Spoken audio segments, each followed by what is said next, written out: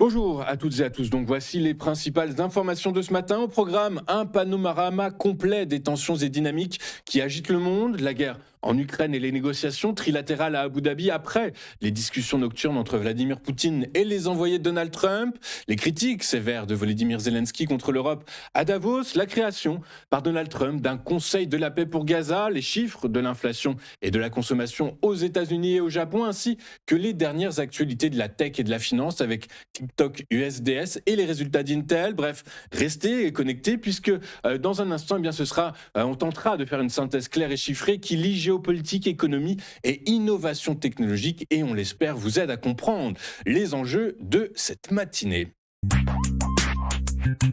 Le président russe Vladimir Poutine a tenu tard dans la nuit des entretiens marathons avec les envoyés de Donald Trump, Steve Witkoff et Jared Kushner, à quelques heures des premiers pourparlers trilatéraux sur l'Ukraine prévus aujourd'hui à Abu Dhabi. La réunion, qualifiée de franche et constructive par le maître du Kremlin, a duré près de 4 heures et témoigne de l'urgence diplomatique face à un conflit qui approche de sa 4e année. Poutine a réaffirmé, je le cite, que sans règlement de la question territoriale selon la formule d'Anchorage, aucun accord durable n'est possible. Il désigne les zones annexées à l'Est que Moscou considère comme stratégiques. Le Kremlin se dit par ailleurs ouvert à une solution diplomatique tout en conservant une posture militaire offensive sur le terrain où les forces russes détiennent l'initiative. Parallèlement, le gendre de Donald Trump et Kirill Dmitriev ont prévu des discussions économiques soulignant que Washington cherche à lier sécurité et reconstruction dans une approche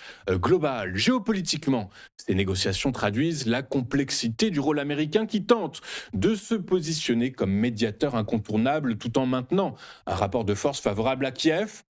La Russie, elle cherche à transformer ses gains militaires en avantages politiques, misant sur l'essoufflement européen et sur le temps comme levier de pression. L'issue de ces discussions déterminera si les prochaines rencontres à Abu Dhabi pourront amorcer un cessez-le-feu réel ou si, au contraire, le conflit continuera à se jouer dans un face-à-face asymétrique entre Washington et Moscou avec l'Europe reléguée au rôle de spectatrice. Au Forum économique mondial de Davos, Volodymyr Zelensky a livré un réquisitoire sévère contre l'Europe.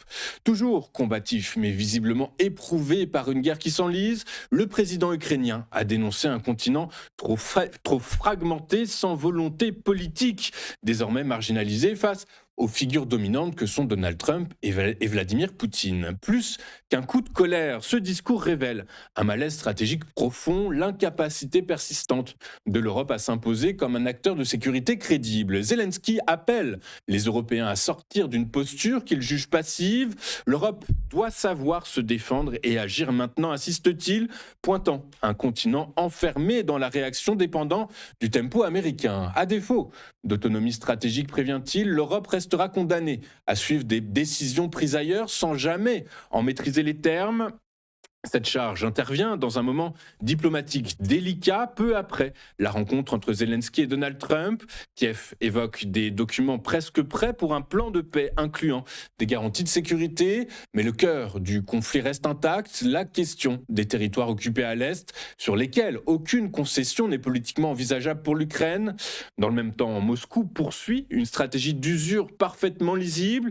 Vladimir Poutine a reçu des émissaires américains et a accepté le principe d'une réunion trilatérale à Abu Dhabi. Le message est donc clair, pas de paix durable sans règlement territorial. Le Kremlin cherche ainsi à transformer ses gains militaires en acquis politiques en misant sur l'essoufflement du soutien occidental. Un cessez-le-feu limité aux infrastructures énergétiques est évoqué, mais reste hautement incertain. Kiev hésite à renoncer à ses frappes sur les raffineries russes qu'elle considère comme un levier stratégique compensant des sanctions européennes jugées insuffisantes. En toile de fond, la bataille du temps se poursuit. Poutine parie sur l'hiver et les divisions européennes. Zelensky, lui, tente d'éviter que l'avenir de l'Ukraine ne se décide dans un face-à-face Washington-Moscou, reléguant l'Europe au rôle spectateur. Le président américain Donald Trump a annoncé hier, jeudi 22 janvier 2026, la création d'un Conseil de la paix présenté comme un cadre international chargé de la reconstruction de Gaza et du suivi des efforts de stabilisation régionale. L'initiative a été dévoilée en marge du Forum économique mondial de Davos, alors que Washington entend reprendre la main sur l'après-guerre. Soutenu, selon l'administration américaine, par le Conseil de sécurité de l'ONU, ce nouvel organisme rassemblerait une vingtaine de pays d'Asie et du Moyen-Orient, dont le Maroc, la Jordanie, le Pakistan et la Hongrie. Les États-Unis souhaitent en faire un outil de réconciliation par l'économie financée par des contributions multilatérales mais placées sous pilotage américain. L'absence remarquée des grandes capitales européennes illustre toutefois les fragilités diplomatiques du projet. La France, l'Allemagne, le Royaume-Uni ou bien encore l'Espagne ont décliné l'invitation, invoquant des réserves liées à la possible participation de la Russie. Moscou, membre central du bloc des BRICS, se dit pour l'instant en phase d'examen, tandis que la Chine n'a formulé aucune réaction officielle. Au-delà de Gaza, plusieurs observateurs à Davos estiment que l'initiative s'inscrit dans une recomposition plus large des rapports de force internationaux. Face à l'influence croissante des BRICS+, en Afrique et au Moyen-Orient, Washington tente de réaffirmer son rôle central dans le financement des pays en crise à travers un vaste programme de reconstruction évalué à plusieurs dizaines de milliards de dollars. Israël, absent lors de l'annonce, devrait être associé ultérieurement au dispositif. L'autorité palestinienne a, elle, de son côté, salué l'initiative tout en appelant à un contrôle strict et équilibré des fonds afin de garantir une reconstruction durable. L'inflation américaine reste au-dessus de l'objectif de la Réserve fédérale, mais elle ne surprend pas les marchés. Selon l'indice des prix de dépenses de consommation personnelle, le PCE, indicateur de référence de la Banque centrale américaine, publié hier, la hausse des prix s'est établie à 2,8% sur un an en novembre, aussi bien pour l'inflation globale que pour l'inflation sous-jacente, en ligne avec les attentes des économistes. En octobre, ce taux atteignait 2,7%, y compris hors alimentation et énergie. Sur le mois, l'inflation progresse de 0,2%, aussi bien en octobre qu'en novembre, ce qui traduit une dynamique contenue mais persistante. Ces chiffres ont été publiés simultanément par le BEA après les retards liés à la fermeture partielle de l'administration américaine. Dans le détail, les prix alimentaires restent stables, tandis que l'énergie repart à la hausse avec plus 1,9% en novembre, un signal de fragilité qui rappelle la dépendance de l'inflation américaine aux tensions géopolitiques. Parallèlement, les données montrent que la consommation reste solide, les dépenses des ménages ont augmenté de 0,5% en octobre comme en novembre, conformément aux attentes des économistes. En revanche, la croissance des revenus est plus modérée avec plus 0,1% mesuré en octobre et plus 0,3% calculé en novembre, légèrement en dessous des prévisions. Dans ce contexte, le taux d'épargne des ménages s'est établi à 3,5%, traduisant une consommation toujours soutenue, mais au prix d'une capacité d'épargne limitée. L'environnement macroéconomique demeure globalement favorable. Le BEA a confirmé une croissance du PIB de 4,4% au troisième trimestre, tandis que les demandes d'allocation chômage atteignent leur plus bas niveau depuis 2 ans, montrant un marché du travail qui ralentit progressivement, mais sans se retourner. Pour la réserve américaine, la réserve fédérale américaine, le message est clair, l'inflation reflue lentement et l'économie reste dynamique, ce qui réduit la marge de manœuvre pour un assouplissement rapide. Les marchés anticipent donc un maintien des taux lors de la prochaine réunion, après 3 baisses, je vous le rappelle, intervenues en 2025, avec au maximum 2 ajustements supplémentaires cette année, dans un contexte économique et géopolitique toujours incertain. Au Japon, la hausse des prix ralentit nettement mais reste tenace. En décembre, l'inflation nippone est tombée à 2,1%, son plus bas niveau depuis près de 2 ans, contre 2,9% en novembre. C'est une bonne nouvelle, même si pour le 45e mois consécutif, les prix continuent de dépasser l'objectif de 2% fixé par la Banque du Japon. Si l'on regarde plus en détail, l'inflation dite sous-jacente, qui exclut les produits frais, s'établit à 2,4% en net recul par rapport au mois précédent, et sans l'énergie, elle atteint 2,9%, preuve que la pression sur les prix s'allège peu à peu sans disparaître pour autant. Mais ce recul global cache de fortes disparités. Le riz, élément central de la consommation japonaise, reste au cœur des tensions. Ces prix ont encore grimpé de plus de 34% sur un an. Résultat, un sac de 5 kilos dépasse désormais les 4200 yens, soit près de 27 euros. Une flambée qui pèse sur le pouvoir d'achat et qui a déjà coûté son poste à l'ancien ministre de l'Agriculture. Sur le plan monétaire, la Banque centrale du Japon, la BOJ, joue la prudence. Elle a maintenu son taux directeur à 0,75%, son plus haut niveau en 30 ans, après une hausse en décembre. Elle reste optimiste sur la croissance, mais veut d'abord d'abord s'assurer qu'un cercle vertueux entre salaire et prix s'installe avant de remonter davantage ses taux. Un membre du Conseil plaide toutefois pour aller plus loin, jusqu'à 1%, estimant que les risques inflationnistes persistent. Et ce débat économique intervient dans un contexte politique sensible. La première ministre Sanaï Takaichi vient de dissoudre la Chambre basse du Parlement, et ce, à 3 semaines désormais d'élections anticipées fixées au 8 février. Le pouvoir d'achat est devenu, vous en doutez, le thème central de sa campagne, d'autant que la hausse des taux obligataires et la faiblesse persistante du yen, autour de 159 yens pour $1, viennent compliquer la tâche de la Banque du Japon, écartelée entre normalisation monétaire, pression politique et fragilité économique. C'est un tournant pour TikTok aux États-Unis. Le président Donald Trump et le réseau social ont annoncé la création d'une co-entreprise américaine baptisée TikTok USDS, chargée d'assurer la continuité de l'application sur le territoire américain. Cette nouvelle entité sera dirigée par Adam Prisser, jusqu'ici directeur des opérations et de la sécurité chez TikTok. L'actuel PDG, Shou Crouch, restera impliqué au sein du conseil d'administration, mais la co-entreprise fonctionnera désormais comme une entité indépendante. Selon l'entreprise, cette structure vise à garantir la sécurité nationale américaine grâce à un contrôle renforcé des données, des algorithmes et de la modération des contenus. L'algorithme de recommandation sera hébergé sur les serveurs d'Oracle aux États-Unis. Donald Trump a donc salué cet accord dans un message sur son réseau social Truth Social, se félicitant de voir la société aux mains, je cite, d'un groupe de compatriotes et d'investisseurs américains. Il a aussi remercié le président chinois Xi Jinping pour sa coopération, affirmant que Pékin avait finalement approuvé la transaction. Du côté chinois, aucun communiqué officiel n'a encore confirmé cette version, même si plusieurs médias, dont Sémaphore, affirment que Washington et Pékin ont tous validé l'opération. Conformément à la loi américaine sur la sécurité nationale, ByteDance, la maison mère chinoise de TikTok, conservera une participation minoritaire de 19,9%. Parmi les nouveaux investisseurs, on retrouve Silver Lake, Oracle et MGX, mais aussi le fonds de Michael Dell et d'autres partenaires américains. Cette réorganisation met donc fin à des années d'incertitude juridique autour de TikTok. Elle marque aussi un rare compromis sino-américain dans le domaine de la tech après plusieurs années de tensions commerciales et numériques. Désormais, TikTok USDS promet de préserver une expérience mondiale pour les utilisateurs américains tout en respectant les exigences de sécurité imposées par Washington.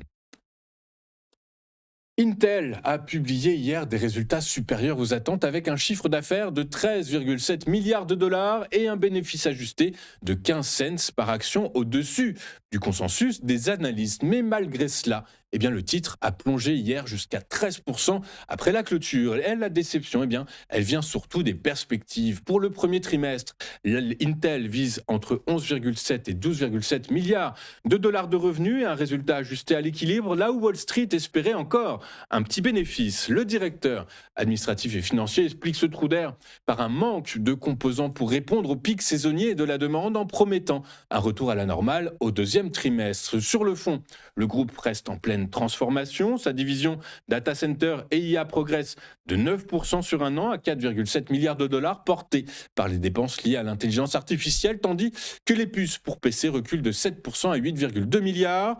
Parallèlement, l'activité de fonderie, appelée à devenir un relais de croissance clé, génère 4,5 milliards de revenus. Intel mise ainsi beaucoup sur ces nouvelles techs de gravure. Sa plateforme 18A, présentée comme concurrente du 2 nanomètres de TSMC, est entrée en production de volume et doit alimenter la nouvelle gamme de processeurs Core Ultra Series 3. Le PDG Lip Bhutan assure travailler, je le cite, agressivement pour augmenter l'offre face à une forte demande de ses clients. Enfin, le groupe peut s'appuyer sur des soutiens de poids. L'an dernier, le gouvernement américain, SoftBank et Nvidia sont montés à son capital, Intel ayant notamment finalisé la vente de 5 milliards de dollars d'actions à Nvidia, de quoi financer sa course à l'IA, même si à court terme, les investisseurs sanctionnent des perspectives jugées trop prudentes. Attardons-nous désormais un instant sur ce que les investisseurs vont scruter de très près aujourd'hui. Et c'est la macro qui reprend le pas aujourd'hui, puisque ce sont les indicateurs avancés d'activité de part et d'autre de l'Atlantique qui seront regardés de très près. D'abord, dans un premier temps, ce seront ceux du continent européen que l'on regardera de très près, avec les PMI manufacturiers et des services en France. Dans un instant, ils sont publiés à 9h15. En Allemagne, ce sera dans un peu plus d'un quart d'heure. Et puis, ce sera pour la zone euro et pour la Grande-Bretagne que ces indicateurs avancés d'activité seront analysés par la communauté financière. À 11h, le discours de Christine Lagarde sera également à écouter et à comprendre. Et enfin, à partir de 15h45, ce sont les indicateurs avancés d'activité outre-Atlantique, donc aux États-Unis, qui seront analysés par les analystes et par les financiers en général. PMI dans les services et manufacturiers, donc à 15h45. Et puis l'indice Michigan des anticipations d'inflation à 16h également pourrait apporter un peu de volatilité sur les marchés financiers. Regardons maintenant ce qu'il s'est passé sur les principales places financières de la planète hier. Et en Europe, les bourses européennes ont clôturé dans le vert, portées par un nouvel apaisement des tensions commerciales après le revirement de Donald Trump qui a renoncé à de nouveaux droits de douane visant l'Europe dans le dossier groenlandais. La prudence reste toutefois de mise tant l'imprévisibilité américaine demeure un facteur de volatilité. Le CAC 40 a gagné hier près de 1%, l'Eurostoxx 50 plus de 1,3%. Et à New York, eh bien, la bourse a enchaîné une deuxième séance consécutive de hausse, rassurée par l'apaisement des tensions commerciales après le recul de Donald Trump sur les surtaxes visant plusieurs alliés européens. Ce rebond reste toutefois fragile, il ne compense pas totalement les pertes liées aux menaces commerciales du week-end dernier, illustrant une volatilité désormais dictée par le risque géopolitique.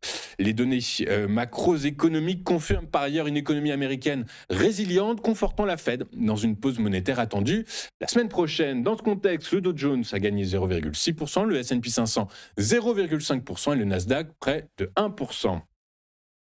Les marchés obligataires de la zone euro se sont stabilisés hier après plusieurs séances de forte volatilité provoquées par les menaces de droits de douane américains et les turbulences sur les obligations japonaises. Le rendement du Bund allemand à 10 ans a légèrement reculé de plus d'un point de base à 2,86%, sa première baisse après 5 hausses consécutives. Le Bund à 30 ans a suivi la même tendance en recul de 2 points de base à 3,49%, tandis que le rendement à 2 ans a progressé, lui, de 1 point de base à 2,09%. Traduisant là un aplatissement de la courbe des taux. Les obligations françaises et italiennes ont également profité de ce mouvement, leur rendement à 10 ans reculant chacun d'environ 2 points de base, à 3,51%, surperformant ainsi le marché allemand. Ce retour au calme reflète l'atténuation des craintes inflationnistes et de croissance dans la zone euro après le recul de Trump sur les surtaxes et la stabilisation du marché japonais où les obligations japonaises à très long terme ont baissé de 6 points de base, portées par des attentes d'intervention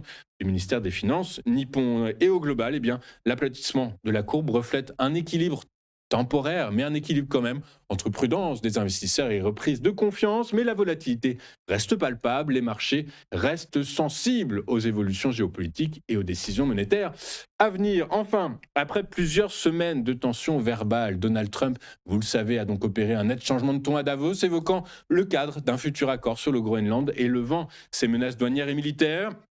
Dans le même mouvement, il affirme que l'Iran serait disposé à reprendre le dialogue avec Washington. Enfin, sur le dossier ukrainien, Volodymyr Zelensky annonce un accord avec Trump sur des garanties de sécurité en cas de cessez-le-feu. Bref, ce repli des tensions géopolitiques a pesé sur le Brent et le WTI, qui ont tous les deux reculé de près de 2% hier. On va marquer une toute première pause dans cette édition du 23 janvier 2026 et juste après, comme convenu, nous retrouverons Antoine Quesada qui va nous dire dans quelle mesure le rebond observé sur le CAC 40 ces dernières séances est de nature éventuellement à remettre en cause vos points d'entrée et de sortie ou la respiration qui est à l'œuvre ce matin n'est que temporaire. À tout de suite sur TV Finance.